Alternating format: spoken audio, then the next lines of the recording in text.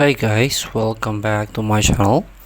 Today I'm going to show you how you can install Netflix app on child's profile or on your FireKids tablet.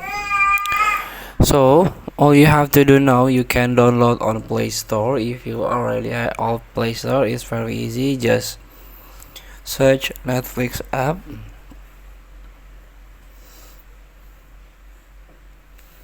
Here already got the Netflix app, and all you have to do is just update. But if you don't have, you can install and download it. So after you install and download it, make sure you have already have an account. You can register, you can sign up an account on Netflix app on your devices. Feel free to try. Thank you for watching. Don't forget to comment, like, and subscribe, and so click the button below. See you in the next video.